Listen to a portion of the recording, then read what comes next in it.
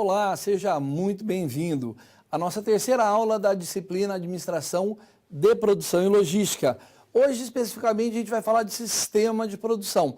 Então, a gente começa com o livro de gestão de produção, né? E nesses dois últimos encontros, ele vai ser o foco do nosso trabalho. Vamos falar da nossa agenda para o encontro de hoje.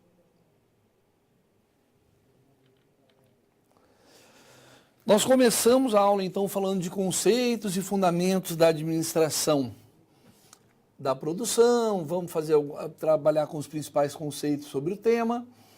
Depois a gente passa para a questão do planejamento da capacidade da planta produtiva, né? A partir do momento que nós entendemos isso, nós vamos ver a importância da localização, da instalação das fábricas, né? Para entender como funciona esse processo. Depois a gente vai entender a diferença entre projeto do produto e projeto do processo, né? Que esse aqui é um pouco mais curto e está dentro desse e favorece a boa ampliação dele. Vamos trabalhar com o PPCP, que é o Planejamento e Controle da Produção. E, por fim, as técnicas e métodos de previsão de materiais. Então, a gente começa o nosso encontro de hoje, né? Falando sobre produção, sobre todos os elementos que envolvem o sistema produtivo. Mas o que vem a ser uma produção? Vamos ver? Olha lá, Ferreira, né, que é o autor do livro Gestão da Produção, em 2006 diz o seguinte: a produção é a transformação das entradas, né, dos inputs, em saídas, nos outputs. As entradas são os recursos necessários para a realização da produção, seja ela qual for, né? Pessoas, matéria-prima, a planta produtiva e tudo mais. E as saídas são os resultados dessa transformação, né? O produto acabado, realizado no processo produtivo. E geralmente são caracterizados por produtos, que são geralmente chamados de bens, serviços ou ainda informações. E todo o sistema produtivo, então, olha, ele, como já foi dito, tem dois momentos importantes, que são os inputs, né? Olha aqui, recursos humanos, instalações, materiais, máquinas e equipamentos, energia, capital e informação, que são transformadas nos outputs, que é o processo de transformação, que sempre tem que ter uma medida de desempenho, seja ela por meio da qualidade, por meio do custo, da produtividade, e aí outros fatores que a gente pode fazer. Quando ele está no sistema produtivo, a gente submete ele a essa medida de desempenho, né, para a gente chegar no final e ter, então, bens, serviços ou informações realizados da melhor maneira possível. E o importante aqui é destacar que sempre que a gente vai para o processo de produção, principalmente, né, buscando aqui análises da medida de desempenho, o que a gente busca é isso aqui, ó, eficiência e eficácia. Sempre lembrando, né, que essas duas palavrinhas, eficiência e eficácia, por mais que a gente use no cotidiano, elas são possíveis de uma confusão muito fácil. Eficiente é você ser capaz de fazer algo, né, ter competência para fazer algo. Por exemplo, no caso de uma empresa, de uma indústria, ela quer produzir 100 carros e consegue produzir. Quando ela bate a meta dela ali, né, de fazer 100 carros, ela consegue ser eficiente. Já eficaz é ter essa competência e fazer isso de uma forma melhorada, mais significativa.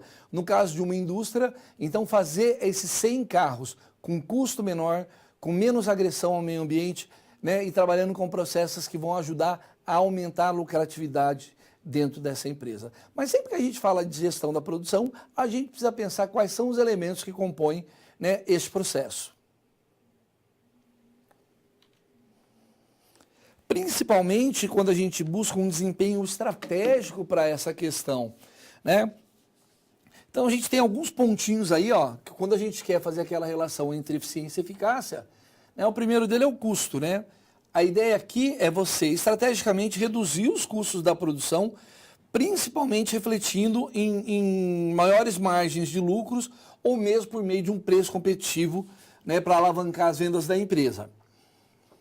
Outro ponto que precisa ser pensado na parte de desempenho estratégico da gestão da produção é a questão de atender todos os requisitos que foram definidos e são exigidos pelo mercado. A entrega também é um desempenho estratégico, desde que bem estruturado, né? Isso vai fazer com que as pessoas tenham confiabilidade, né, na velocidade e nos prazos da entrega, né, dessa indústria. A flexibilidade também pode ser um mensurador de desempenho estratégico, né? Então a empresa tem que ser capaz de reagir, principalmente de forma rápida, a algumas situações que são inesperadas dentro do mercado. E por fim, nós temos ainda tanto a questão da inovação, como também a questão da sustentabilidade dentro dessa organização. Então, olha lá, nós estamos falando de desempenhos estratégicos e eu preciso mensurar se essa empresa é eficiente e eficaz, mensurando qual é o custo dele, prazo de entrega, capacidade de passar credibilidade para o seu cliente final, né? A possibilidade de flexibilizar o processo produtivo para atender às necessidades do meu cliente e não esquecer de estar sempre inovando os processos e trabalhando também com a questão da sustentabilidade, né? Porque eu preciso pensar em todos esses aspectos quando eu quero classificar, né, a gestão de produção. E nós vamos ver aí logo na sequência que ela pode ser dividida em duas fases distintas. A primeira dela é por meio da natureza do meu produto. Então, ela pode, então, ser sujeita, né? Os serviços estão sujeitos a adequações requeridas pelos clientes, tornando o sistema de produção bastante complexo. Um exemplo aqui, então, são automóveis que são tangíveis e no serviço uma consultoria que é intangível. E aí a gente tem toda uma questão na parte de serviços e na questão da intangibilidade, é que, por exemplo, eu posso comprar essa caneta e antes de comprá-la eu posso fazer um teste com ela e ver se ela tem uma escrita macia. Então eu consigo tangibilizar o produto que eu estou comprando. E com o serviço, por exemplo, vou dar uma consultoria, né? Como é que eu faço para diminuir essa intangibilidade do serviço? Porque o meu cliente final, o meu cliente só vai perceber o meu trabalho final, né, quando ele tiver realizado, depois do serviço prestado. Então vamos pensar um pouquinho, quando a gente está produzindo serviço, como eu faço para diminuir essa sensação, né, de intangibilidade? Como é que eu faço para tentar tangibilizar um pouquinho mais essa questão dos meus serviços? Vamos para outro tipo de classificação.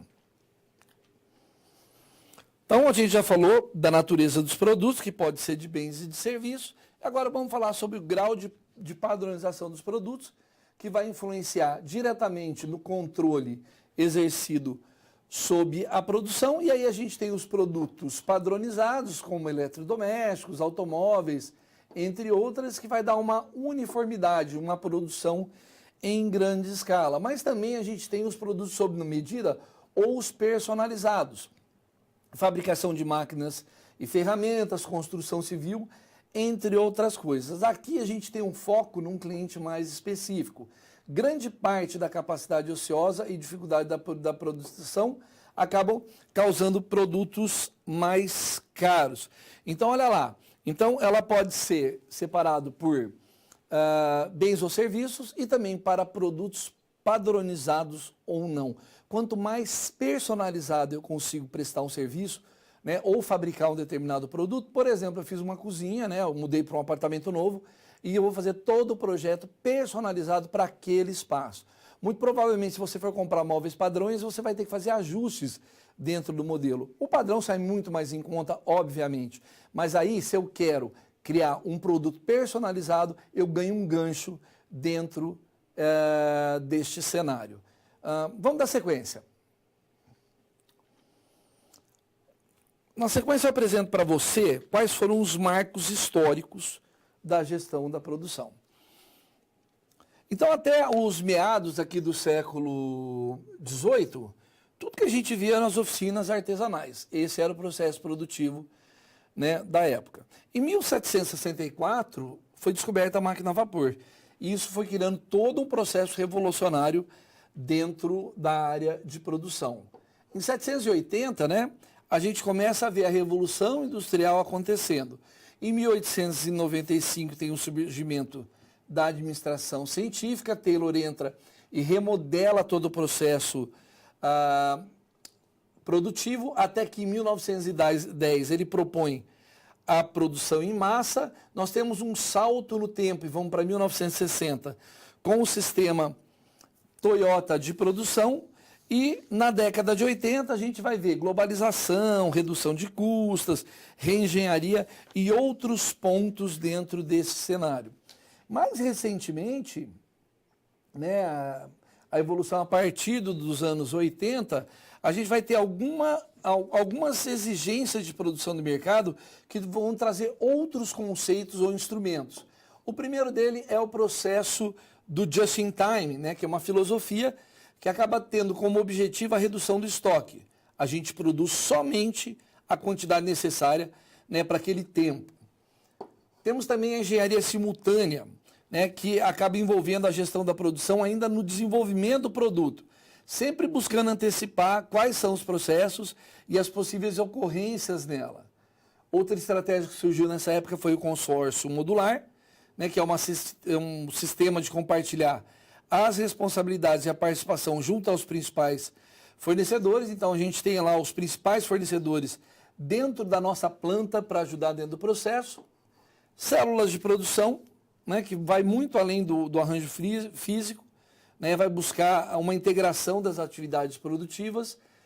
Sistemas flexíveis de manufatura, e aí a gente vai cada vez chegando mais próximo da nossa era, né, que é uma possibilidade de automação, da automatização do sistema produtivo, manufatura integrada por computador, e aí toda a operação produtiva é intermediada por meio da sistematização de computadores, customização em massa, que vai personalizar os produtos que vêm de uma produção em série, postergação da configuração final, né, adiando o máximo possível a produção ou mesmo a configuração final do produto ou de serviço, né? Agora mais recentemente o outsourcing, né, que é a transferência, né, de modo estratégico de uma atividade ou de um processo para pessoas ou outras empresas. Produção mais limpa, que a gente chama de P mais L, né, que é uma abordagem de produção mais ecoeficiente, ecologicamente eficiência. Lean Manufacturing, que é a produção enxuta, e o Six Sigma, né, que é voltado à qualidade e visa muito diminuir a variabilidade do processo produtivo. Então, olha quanta coisa importante a gente veio desenvolvendo ao longo dos tempos. Desde a primeira oficina lá dos artesãos, né, que já tinham um processo produtivo, nesse campo evolutivo a gente vai vendo quais são as práticas mais modernas que a gente ainda estuda até hoje. Então, na próxima aula, a gente vai estudar alguns modelos da planta produtiva e do processo produtivo mais atuais dentro desse cenário. Vamos para o segundo ponto da nossa aula e nos aprofundar um pouquinho mais sobre esse tema. Chegou a hora da gente trabalhar com o planejamento da capacidade da empresa. Então, olha aí, quando a gente fala em capacidade produtiva, a gente está se referindo a quanto a gente consegue produzir. Vamos pensar na gente, quanto que a gente consegue produzir diariamente, né? Quanto que você é capaz de fazer, quanto você é capaz de aproveitar essa aula de produção e logística. Para falar em capacidade, a gente não precisa então se limitar a uma indústria. E aqui a pergunta, né? Qual a sua capacidade? Aí um exemplo hipotético, quantos quilômetros você consegue correr? Obviamente, com um atleta profissional, tem uma capacidade maior. Por quê? Né? Porque teve muito treinamento e muita dedicação. E aí que é legal, ó, porque na produção de uma empresa não é diferente.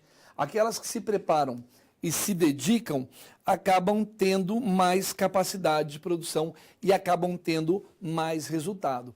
O que eu estou querendo dizer aqui é o seguinte, não adianta você não se preparar ou não ter mecanismos para se preparar para a capacidade produtiva. Tem que ter planejamento.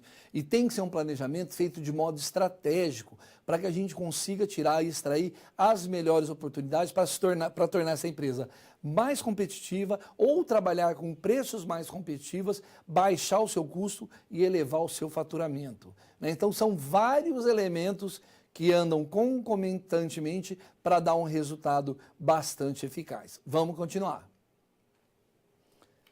Bom, aí a gente vai calcular como funciona, né, a capacidade produtiva, pensando quantos carros uma montadora consegue produzir, quantas pizzas um pizzaiolo consegue fazer numa noite, quantos telefonemas um agente de telemarketing consegue atender.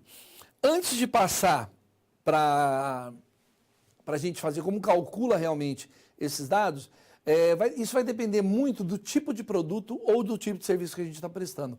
Se for um produto mais específico, mais detalhado, mais exclusivo, ele vai levar mais tempo para acontecer e para essa capacidade produtiva acontecer, né? Quanto mais padronizado o processo, mais rápido ele vai acontecer. Vamos ver um vídeo da Audi para a gente encenar um pouquinho disso que eu estou apresentando para você.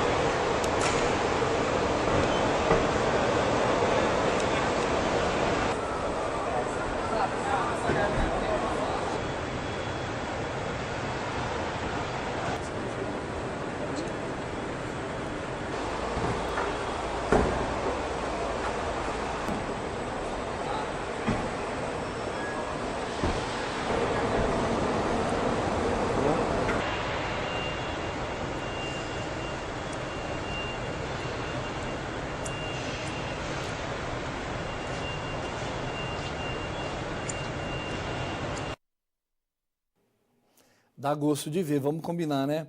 Então, ó, quantas unidades são produzidas por dia dentro de uma fábrica que tem esse requinte de cuidado, né, e toda essa delicadeza no trato do automóvel?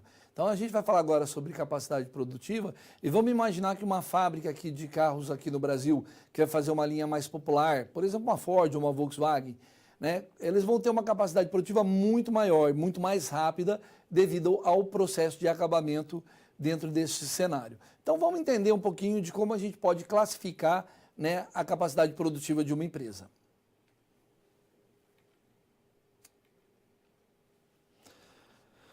Bom, primeiro a gente faz a capacidade produtiva por meio da capacidade instalada ou a capacidade de projeto. Então, é a capacidade máxima teórica que uma unidade pode produzir se trabalhar sem parar e sem considerar também nenhuma perda dentro do processo, nem tempo para fazer um lanche. Então, quanto é que ela consegue produzir se ela trabalhasse o dia inteiro sem parar? Essa é a capacidade instalada. De repente, eu tenho capacidade de produzir, minha planta produtiva é 35 mil unidades. O segundo ponto é a capacidade chamada de capacidade normal, que é a capacidade máxima de produção de um posto operativo, descontando o período de preparação, de manutenção ou mesmo de setup da máquina. O terceiro modo é a capacidade efetiva. É a capacidade de produção máxima de um processo sob as condições normais, óbvio, subtraindo as perdas. Então, manutenção corretiva, troca de turno, intervalo para as refeições, alimentação de linha, né, balanceamento das operações, entre muitos outros que pode se fazer. Então, aí a gente chega no final e tem a capacidade efetiva. Né, perdão, a capacidade real, que é a capacidade que realmente aconteceu em um determinado período, né? Aí a gente vai incluir perdas que não foram planejadas pela capacidade efetiva, né, que foi a anterior, como falta de matéria-prima, de energia elétrica, aconteceu uma queda de alguma coisa, ou uma manutenção corretiva. Então, quanto eu realmente produzi dentro daquele dia? Quais foram os caminhos que a gente usou para isso? E assim como a gente trabalhou na logística, é importante também na parte da gestão da produção a gente conhecer a demanda no mercado, porque isso vai auxiliar, né, dentro de todo o processo. A gente estava falando da gestão de produção, do quanto eu posso produzir, mas para isso eu também preciso conhecer a demanda do mercado, porque eu não posso produzir mais do que a minha demanda exige e também não posso produzir menos, né? Porque às vezes eu lanço um produto novo no mercado, tem uma grande aceitabilidade e eu não consigo suprir esse mercado. Então vamos ver esses modelos diferentes de trabalhar com a demanda relacionada à gestão de produção.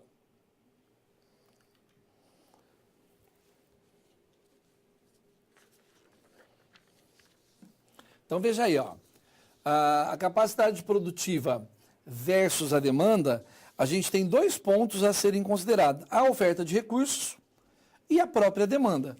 Então, né, dependendo da estratégia, eu vou ter uma atuação diferente. Eu posso tanto contratar como demitir pessoas para minha planta produtiva, dependendo do aumento ou da diminuição da demanda. Por isso que é importante a gente conseguir prever ou calcular ela o mais próximo possível. Tá, eu preciso produzir um pouquinho mais porque minha demanda aumentou pontualmente. Por exemplo, as fábricas de chocolate na época da Páscoa. Uma das estratégias que eu atuo para isso são a contratação de pessoas por hora extra. Também posso trabalhar nessa época com subcontratações, porque a minha equipe já está trabalhando bastante, eu não consigo, então eu terceirizo uma parte da minha produção. Ou ainda trabalhar com estoques, quando eu não calculei de acordo com a minha demanda, né, e sobrou estoque para eu trabalhar. Outro ponto, então, seria a questão da própria demanda, né? E aí eu tenho uma demanda e vou trabalhar com a estratégia de preço de vendas.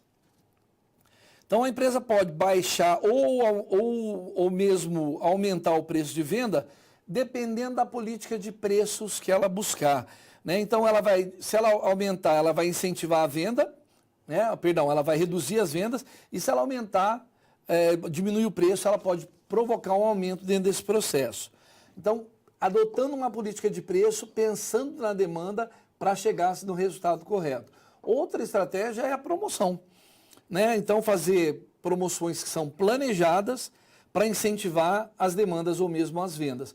E também tem a questão do caso da entrega, do atraso na entrega, quando a capacidade é inferior à demanda. Mas aqui vamos combinar que essa entrega tem que ser combinada com o seu cliente. Por exemplo, eu estou comprando um carro num lançamento, vou comprar um Audi igual aquele que está sendo produzido, né? A demanda a procura está absurda, todo mundo está querendo o carro. Então eu conscientemente digo, olha, eu te vendo esse carro, mas vou te entregar dentro de 60 dias e você aceita esperar por aquele produto. Então a gente tem esses 3 modelos para trabalhar. Vamos fazer uma pequena atividade para fixar um pouquinho mais desse conhecimento? Então veja lá, capacidade produtiva é a quantidade máxima que os produtos ou serviços que podem ser obtidos por uma determinada unidade produtiva durante um período de tempo. Desse modo, responda, qual a relação entre a capacidade produtiva e a demanda? Então faça suas considerações, né? Manda para a gente que daqui a pouco a gente volta para discutir. Viu? Junto com o nome do polo, põe o nome da cidade, o nome de vocês aí, para eu me sentir um pouquinho mais próximo de vocês.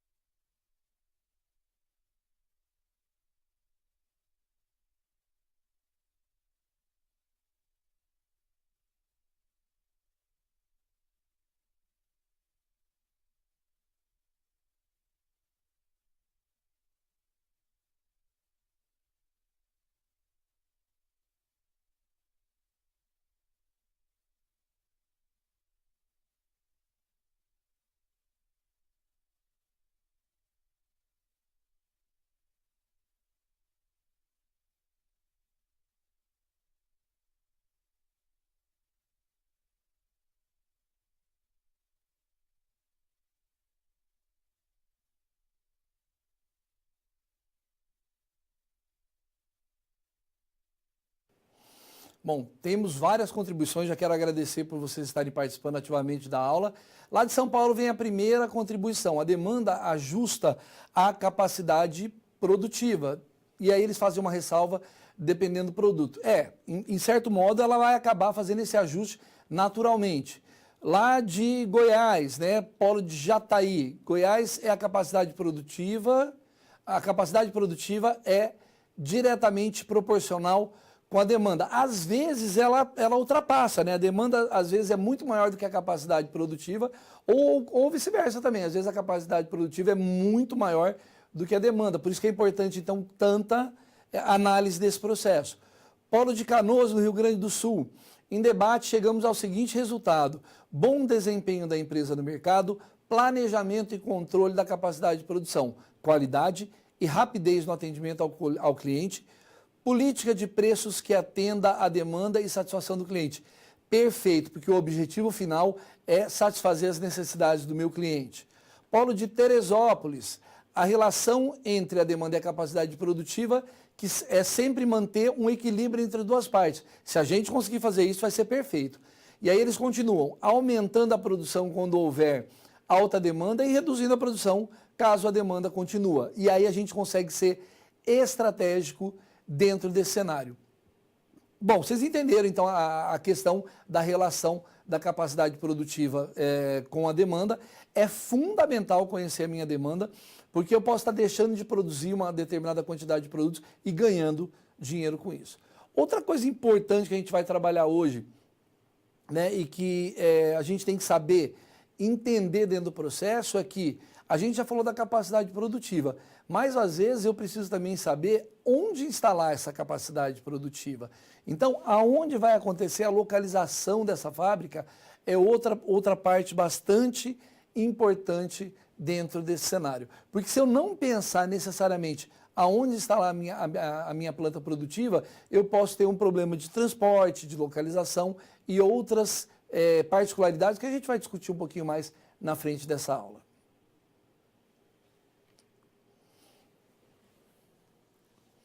Então veja ali, né?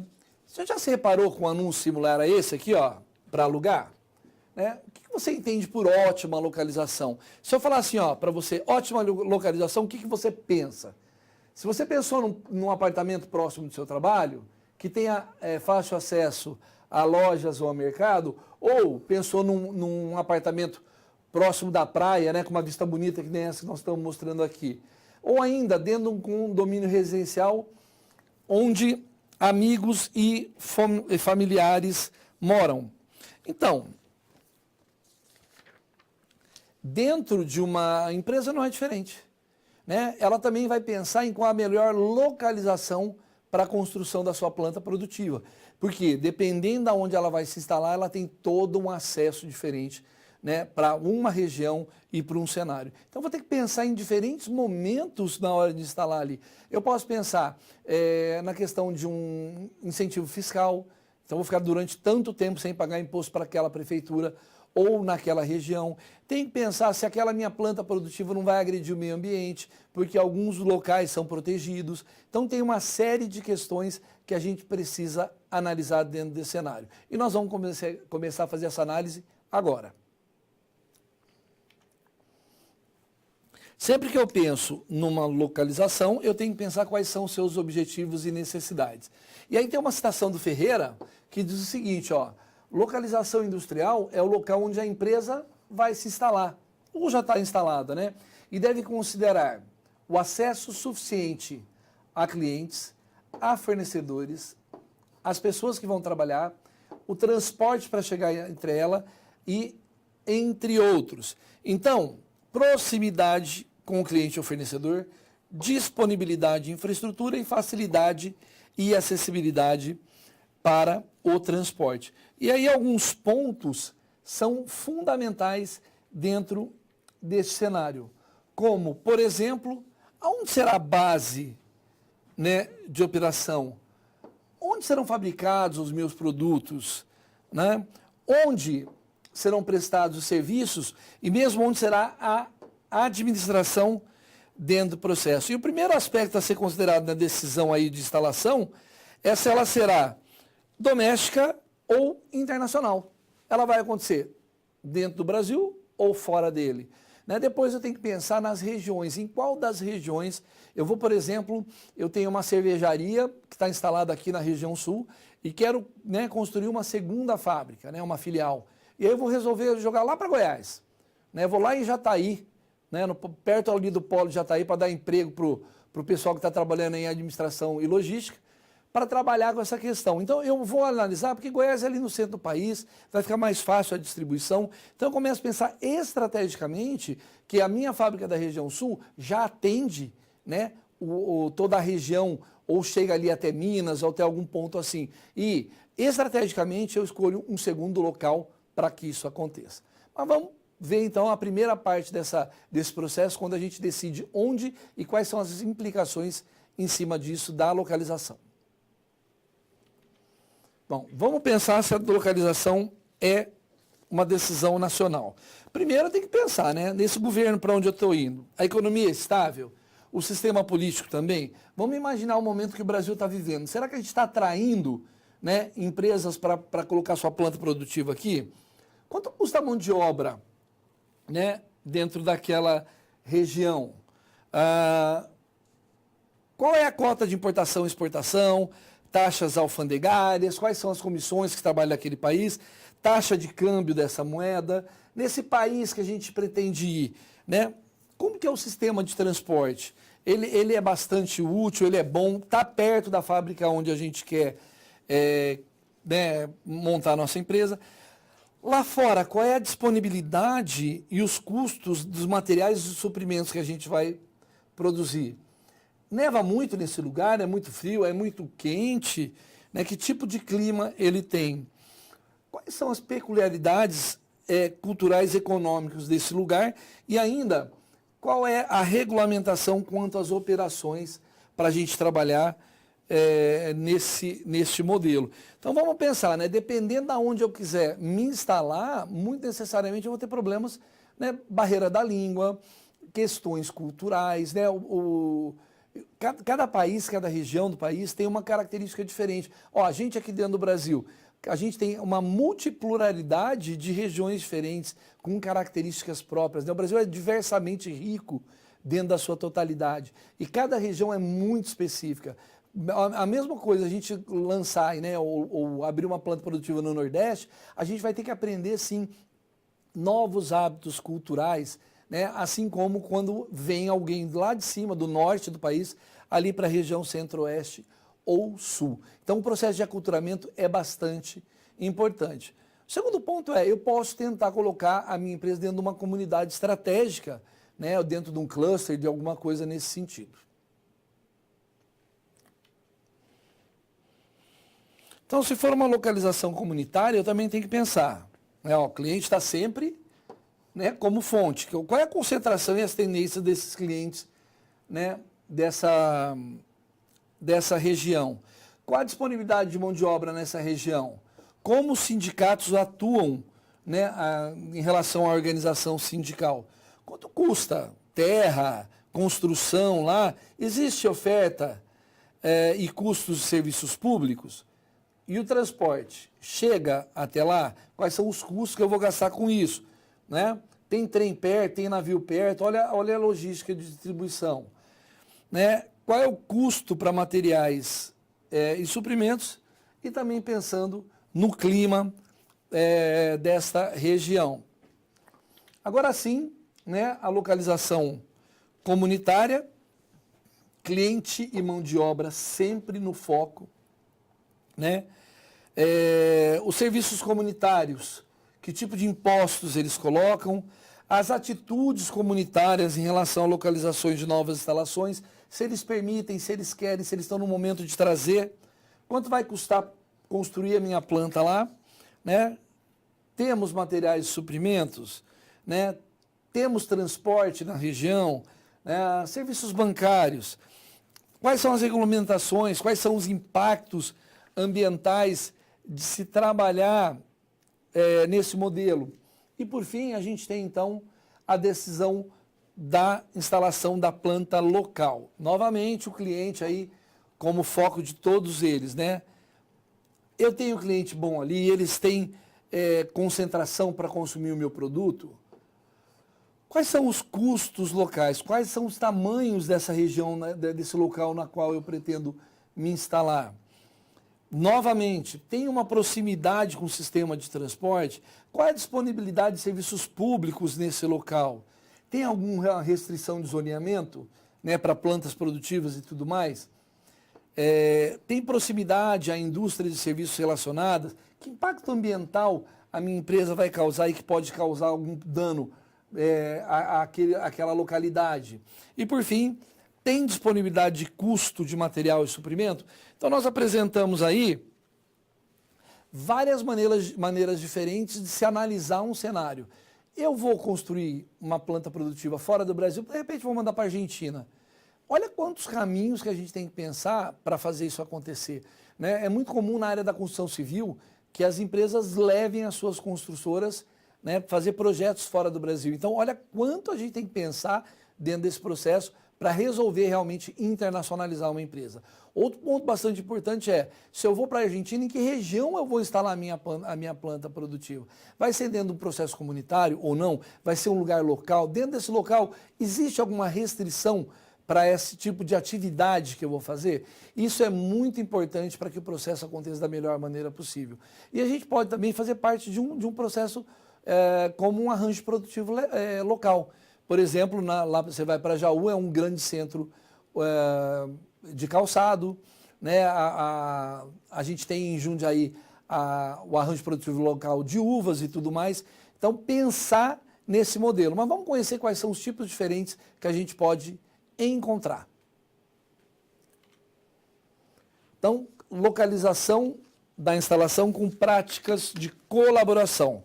A primeira delas é o cluster, né, que também é conhecido como um agrupamento de empresas que são similares em uma determinada região. E aí é importante que eles tenham as mesmas características econômicas com um objetivo comum de competitividade.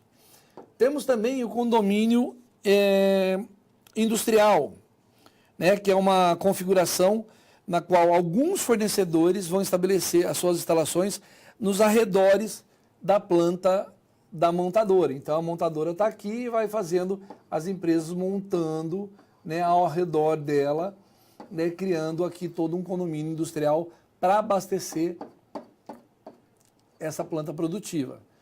Temos o consórcio modular, que aí os fornecedores estão na mesma instalação da montadora. Então, dentro da montadora, eles têm um pedacinho ali, né, dentro dela para suprir.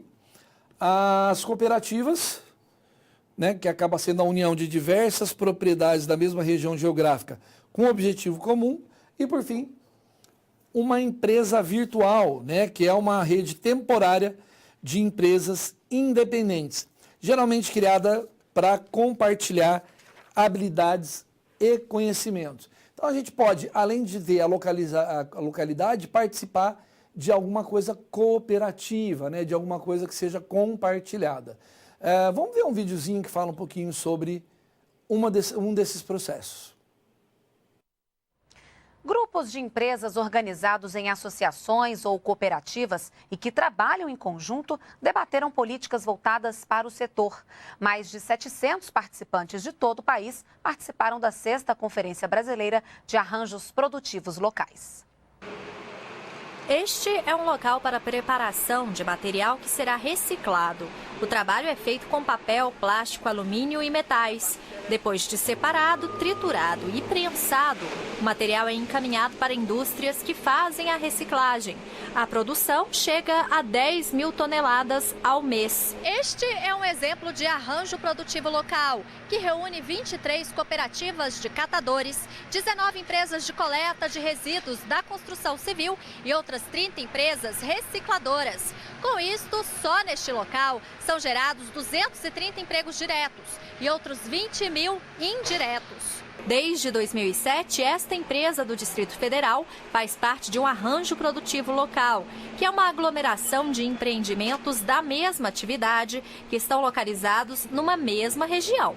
Ao se tornar um arranjo produtivo, fica mais fácil conseguir financiamentos para investir no negócio. O APL Resíduos Sólidos, nós vamos dizer que é o único que contempla em si o tripé da sustentabilidade, que é a questão econômica, questão social, com a inclusão de catadores, e a questão ambiental, que é a preservação do meio ambiente com o reaproveitamento dos recursos naturais não renováveis. Um encontro em Brasília discutiu como incentivar arranjos produtivos locais. A conferência reuniu mais de 700 participantes de todo o país. Essa troca de informações desse evento é muito importante para que nos dê subsídios para criar políticas públicas eficazes e eficientes para os próximos anos, né? A gente aqui tivemos muita informação do setor produtivo, muitos estudos da academia, muitas informações dos governos estaduais. Então essa massa é muito importante para a gente andar para frente. A conferência também reuniu uma exposição de produtores. No total, existem 1.380 arranjos produtivos locais no país. Bom, eu trouxe esse exemplo, que além de ser um arranjo produtivo local que ajuda dentro de um processo de socialização, como foi bem dito ali, ele respeita mais 2 pontos fundamentais para a questão da sustentabilidade, né, que é a questão econômica, né, e é também a questão econômica, social e toda a dimensão que envolve o Triple Bottom Line. Então, olha que interessante, a gente começa a ver lá a questão da logística reversa acontecendo, então o produto que virou, né, um rejeito, ele volta, passa pelo processo, né, de seleção, vira dinheiro, né, acaba fazendo uma ressocialização das pessoas que estão desempregadas, né, e ainda ajuda na questão da sustentabilidade do meio ambiente. Então ele agrega 3 valores dentro de um mesmo processo. Bom, voltando para o nosso tema, quando a gente vai falar sobre produção, a gente tem que pensar em 2 modos bastante interessantes que se completam. Primeiro é o projeto da produção em si e o segundo é o projeto do processo, que acaba fazendo parte integral deste modelo. Então veja aí, quando a gente fala de projeto, de produto e de processo, né, a gente tem aqui que o processo de conceber a solução dos soluções funcionais para atender às necessidades de pessoas por meio da modelagem ou da configuração, tanto de recursos como de atividades que acabam envolvendo produto, serviço ou o processo de transformação que o produz. Essa é uma citação de Fernandes em 2007. Então, dentro do projeto de produto, a gente entende que um processo é uma realização contínua e também prolongada de um determinado conjunto de atividade. Mas que projeto é esse? Que processo é esse? Né? Como que o volume e a variedade afetam um projeto e um processo? Olha lá, então eu tenho 2 modos diferentes, né? Eu tenho aqui o projeto do produto e também o projeto do processo acontecendo. Então, produtos e serviços devem ser projetados de forma que serão produzidos de modo eficaz. Já os processos devem ser projetados de forma que possam produzir todos os produtos e serviços de modo competitivo. Então, eu determino todos os meus processos para que o meu produto seja feito da melhor maneira possível, no tempo mais adequado, né, e que ele dê o resultado esperado. E nessa interseção aqui, ó, né, onde eu faço as 2 partes acontecerem, eu tenho um projeto de produto ou serviços que terá um impacto sobre o processo que o produz ou vice-versa. Então, sempre que eu repenso um processo para agilizar a minha produção, acaba necessariamente impactando no outro. E o objetivo geral do projeto de processo é atender à necessidade do meu consumidor. Então, eu tenho um produto, né, ele vai ficando obsoleto com o tempo, e aí eu preciso fazer uma renovação desse processo. Tá? Então, eu olho lá a planta produtiva, eu tenho já um procedimento que está ali, padronizado. Né? Enquanto menos eu mexo, menos custo ou investimento eu tenho que fazer na minha planta produtiva. Mas eu preciso de uma nova adequação. Se a gente for pensar na área de celulares, né, a cada 1 ano, até às vezes menos que isso, a gente tem um novo produto sendo lançado. Então, por que a gente faz isso? Não era mais fácil deixar ele no nosso canto? Já está vendendo, já está fazendo, né? Mas para eu continuar me tornando competitivo, eu tenho que mexer o processo para que o meu produto se torne mais interessante. Vamos continuar para eu definir um pouquinho mais essa diferença. Então veja aí, ó. O projeto é uma ação temporária, né? Com o objetivo de criar um produto ou um serviço. Já um processo é uma atividade rotineira, uma atividade constante. E aí, o que é interessante a gente ver dentro desse cenário? Que, conforme fala Ferreira aqui em 2016, ó, as questões referentes aos projetos de novos produtos ou de novos processos não estão limitadas simplesmente a novas instalações. Eu posso mexer tanto o meu produto quanto o meu processo numa instalação que já está em produção. As empresas estão inseridas em um ambiente que estão extremamente competitivo, no qual é preciso conseguir se diferenciar da sua concorrência, sendo uma das forças motrizes nessa diferenciação e contínua revisão e introdução de novos produtos. Sabe o que o autor está dizendo aqui? Ó? É preciso renovar.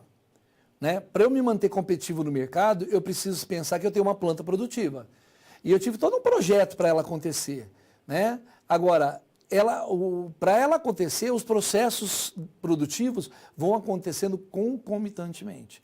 E às vezes eu preciso fazer uma renovação desse processo, senão eu perco a competitividade dentro desse mercado. Vamos fazer uma pequena atividade para ver se vocês entenderam sobre o que a gente está falando aqui? E olha lá, a pergunta é a seguinte: quais são as razões que obrigam as empresas a desenvolverem novos produtos? E aí fazer todo um projeto de produtos diferente, um projeto de processos também.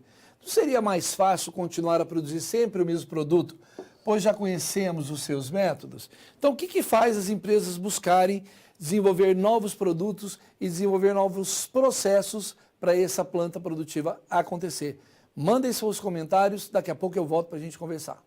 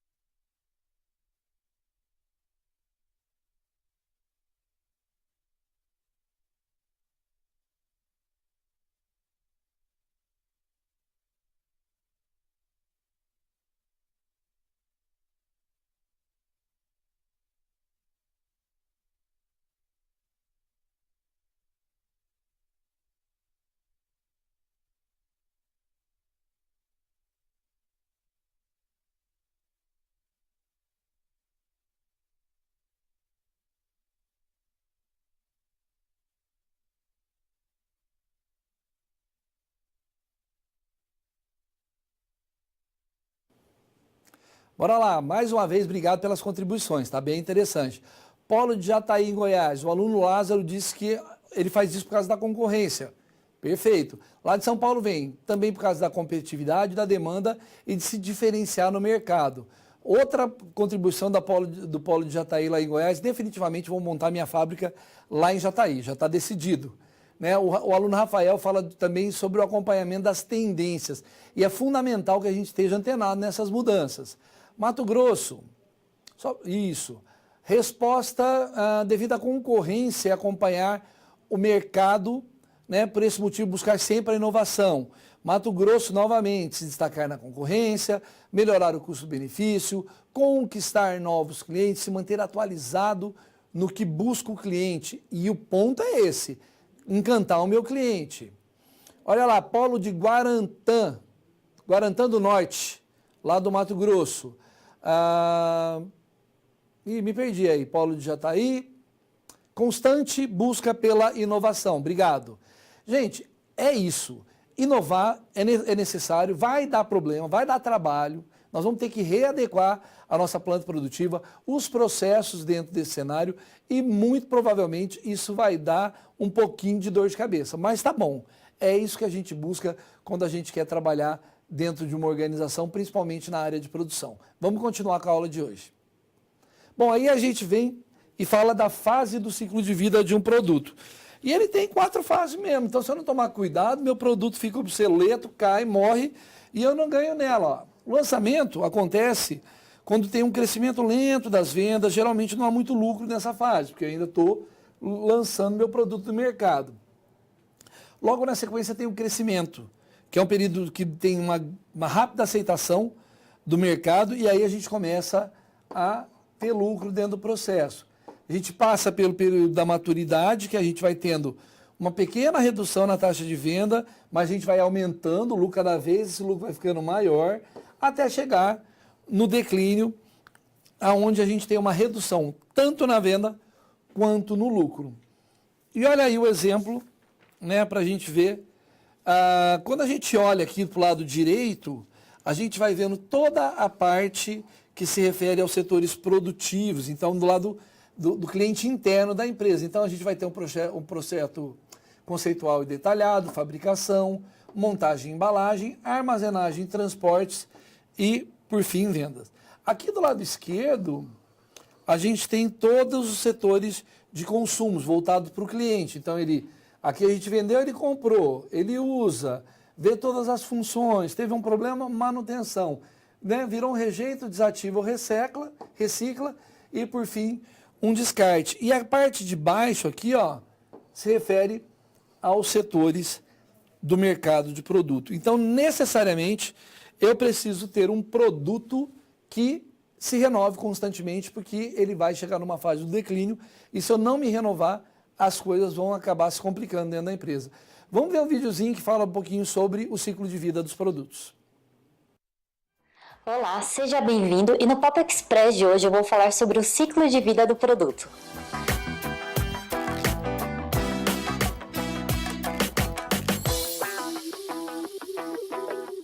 O ciclo de vida de um produto, ele pode ser entendido como a história completa do produto através de suas fases de vendas, sendo elas a introdução, crescimento, maturidade e o declínio. É o conceito de obsolescência planejada, ou seja, os produtos já nascem com uma data prevista para serem retirados do mercado. As 4 fases do ciclo de vida do produto são a introdução, que é a fase inicial da vida do produto, ou o período em que o produto é lançado no mercado. Esta fase ela tem como característica baixo volume de produção e de vendas. A segunda é o crescimento. O produto começa a afirmar-se no mercado ou período de aceitação pelo mercado. Nesse estágio surgem os concorrentes. A terceira fase é sobre maturidade. É o período de baixo crescimento nas vendas. Os níveis de lucro eles tornam-se estáveis ou diminuem, em função dos gastos que a empresa tem para defender o produto da concorrência. Quando o produto ele atinge a saturação, as características de competição se tornam mais acirradas. A quarta fase é sobre o declínio.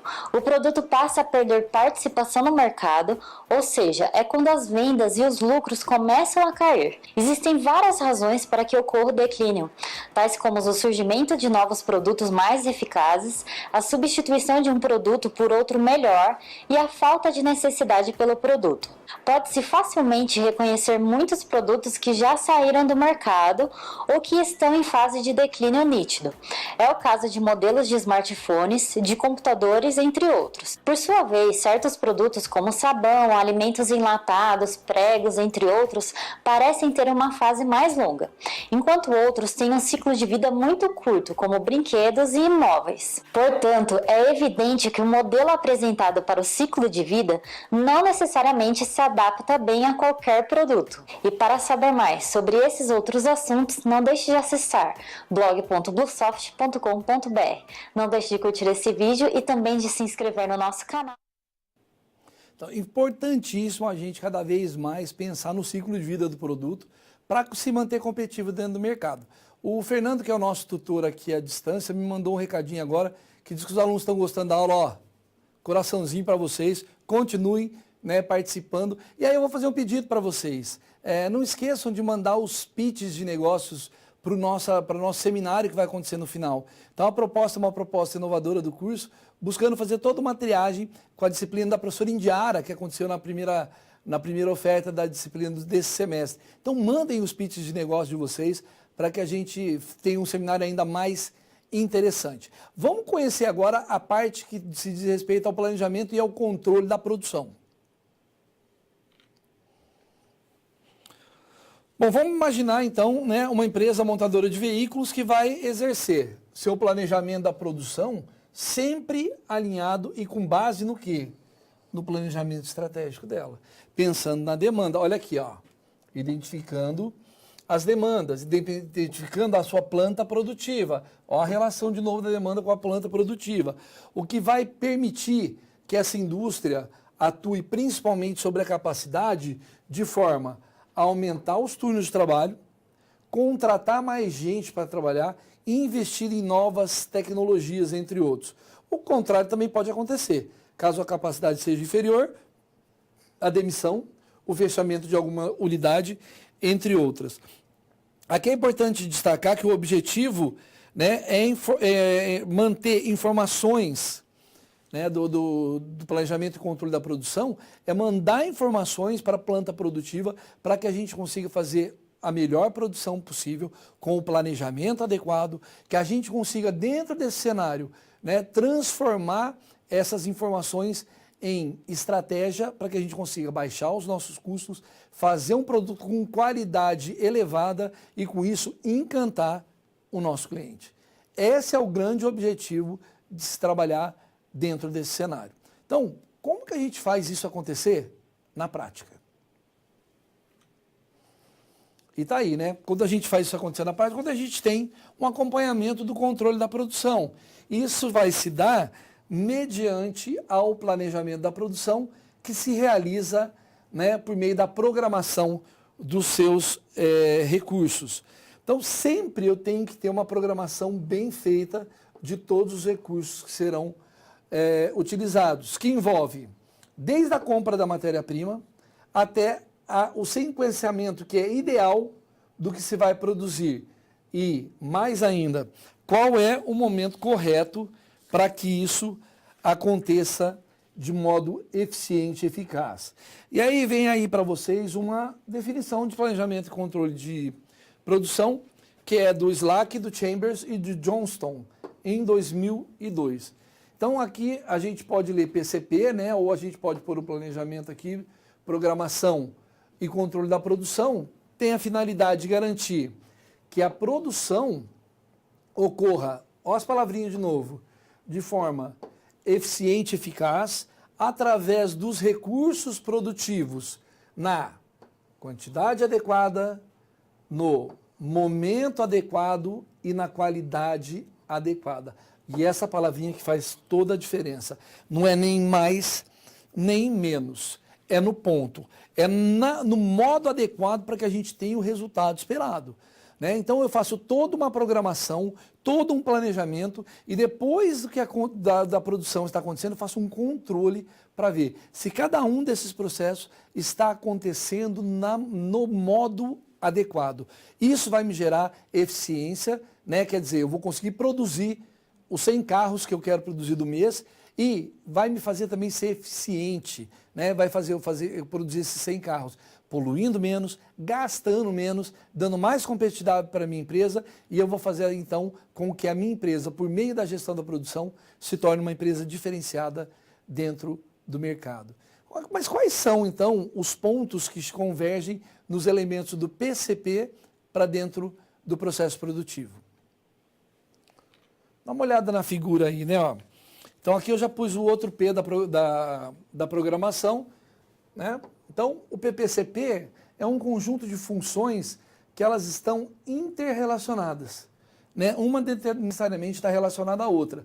E qual é o objetivo então? Comandar o processo produtivo e coordenar esse processo com os demais setores administrativos da empresa. Então no planejamento da produção, né, eu vou descrever todas as atividades que são necessárias para ir do ponto no qual nos encontramos até o objetivo, né, que foi definido.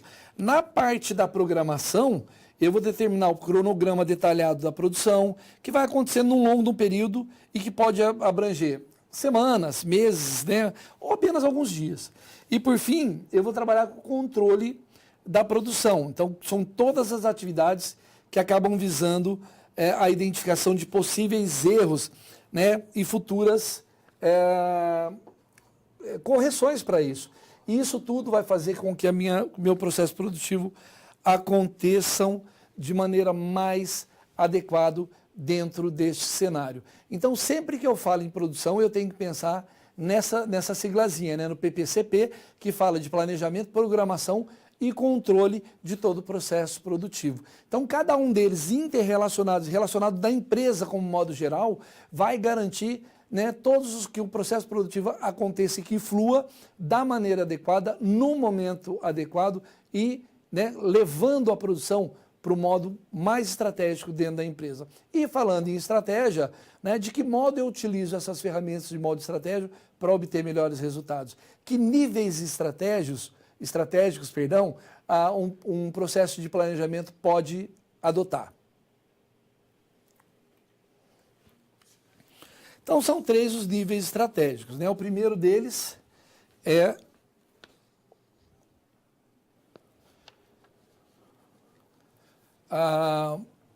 as estratégias do PCP são 3 níveis. O primeiro dele é o estratégico, onde são definidas as políticas estratégicas a longo prazo.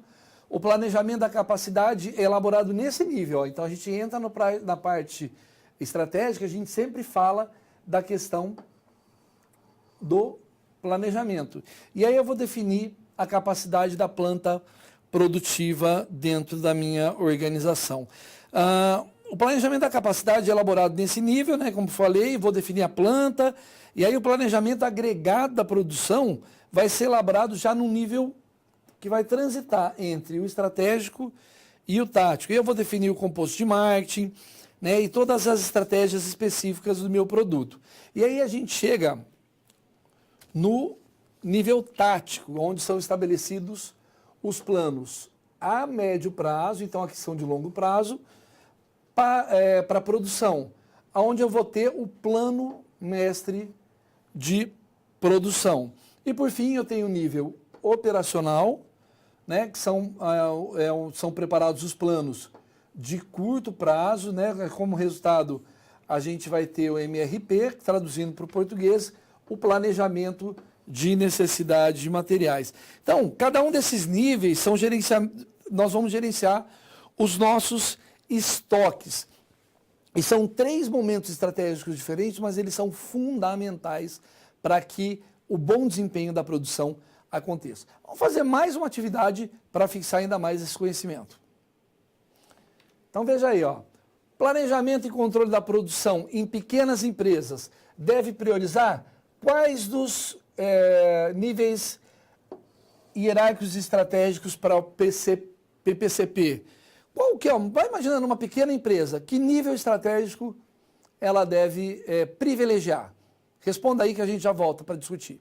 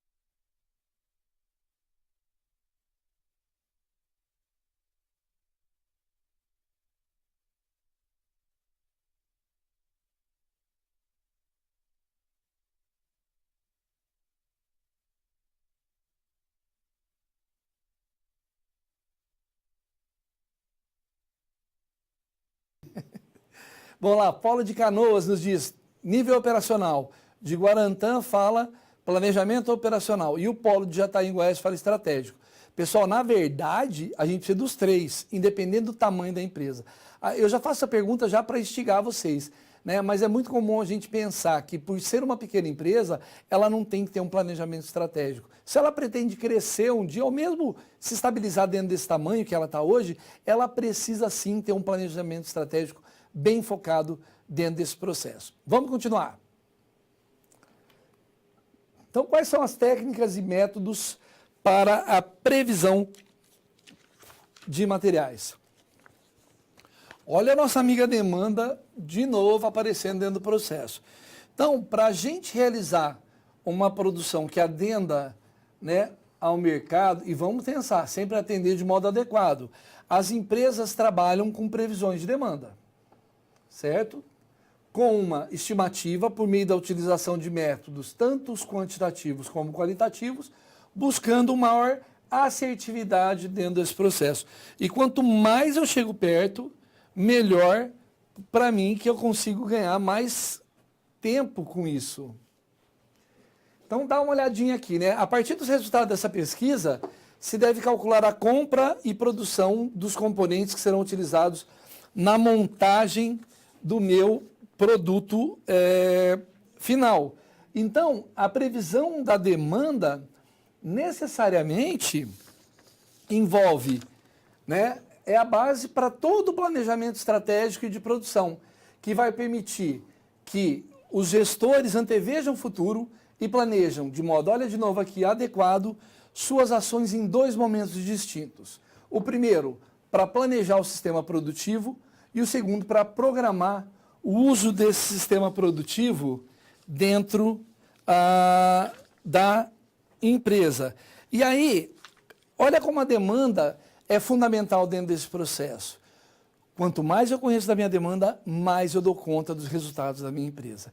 Então, de modo quantitativo, por meio de dados estatísticos, ou meio por pesquisa qualitativa, conhecendo a opinião do meu público-alvo, eu preciso estabelecer de modo adequado a minha demanda. E as demandas têm alguns objetivos que a gente vai destacar agora. Então, a classificação da demanda, ela pode ser feita, então, de modo repetitiva ou pontual, né? Pontual, quando os bens ou produtos, né, têm um pico de demanda em uma determinada época e depois fica diminuindo substancialmente, por exemplo, ovos de Páscoa, então eu tenho uma demanda pontual para ele. E repetitiva, que pode ser em dois modelos, dependente ou interdependente.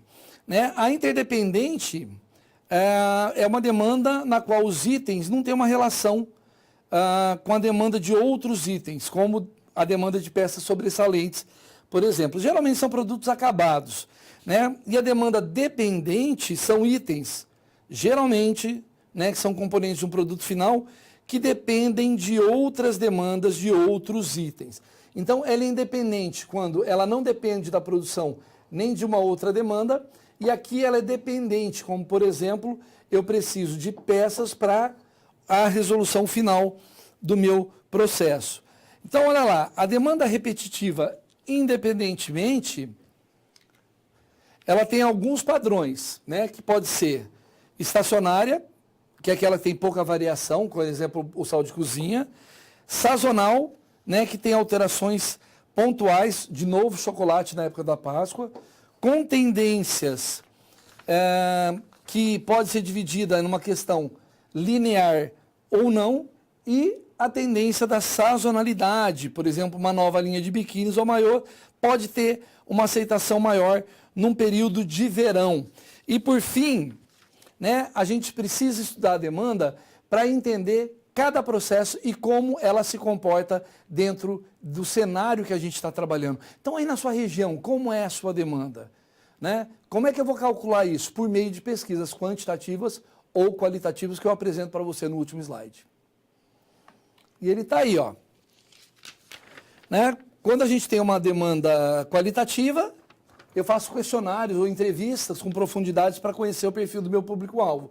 Já a quantitativa, eu aplico testes ou resultados para a gente entender o que eles pensam ou sentem. Então, aqui eu tenho um pouco tempo para coleta de dados, estou introduzindo novos produtos ou assim sucessivamente. E aqui eu quero ver as causas do que estão acontecendo dentro deste cenário. Então, na aula de hoje, nós vimos todo o processo produtivo e a importância que cada um desses processos tem no decorrer da nossa vida dentro da organização.